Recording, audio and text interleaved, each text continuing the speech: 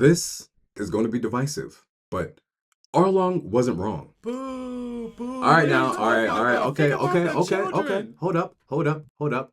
Before y'all come in with the pitchforks, I can explain. Arlong was the epitome of hurt people.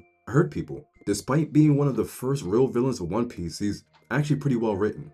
See, Fishmen were treated like monsters, hunted and captured by celestial dragons, and labeled as subhuman by society. We saw this firsthand at Sapodi multiple times, especially considering what happened to Hachan along with the other mermaid that was rescued by Rayleigh. This discrimination fueled and twisted his ideology, and after Fisher Tiger, his mentor and previous captain, passed away, he wanted to do more than just retaliate. He wanted to dominate. Believing Fisher Tiger's ideology and dream for peace and unity was, well, just a dream. So instead, he turned to a tangible vengeance, taking everything that humans did to his people and completely flipping the script. Because when you peel back the layer of Arlong's cruelty, what you find isn't just a villain, but a product of pain, oppression, and a world that constantly told him he was worth less than any human. So yeah, let's talk about Arlong.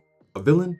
Yes, but also a victim. Arlong's whole philosophy is power over peace and can be broken down in three distinct pillars. The first of them is the superiority of Fishmen. He believed Fishmen were stronger, smarter, and just inherently better than humans in everything. He also thought humans stank, but that's his ideology. This is a complete reversal of how Fishmen were viewed and treated in his world. And if we're being objective, he's not completely wrong. Fishmen are naturally stronger, by leaps and bounds, actually. And in a world dominated almost completely by sea, coming across a Fishman early enough in your journey could be a very humbling experience. Like, we've seen Arlong literally crush people with his bare hands. Like, now the whole smarter and inherently better part, I can't agree with that.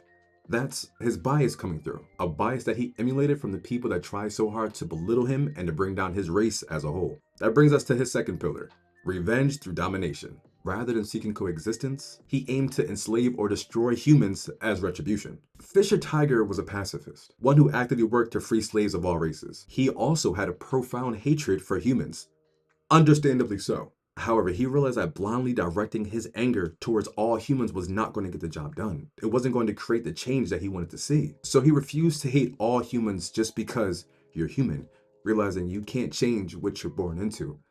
But you can change your mindset, you can change your ideals, and you can change how you treat everyone around you. This passive nature would also be his undoing, though. Witnessing the atrocities that Fisher Tiger had to continue to endure made Arlong resentful, and took that pain inside of him and allowed it to fester and boil over into rage. A rage that ultimately created this new monster within Arlong, a monster that wanted the world to know pain.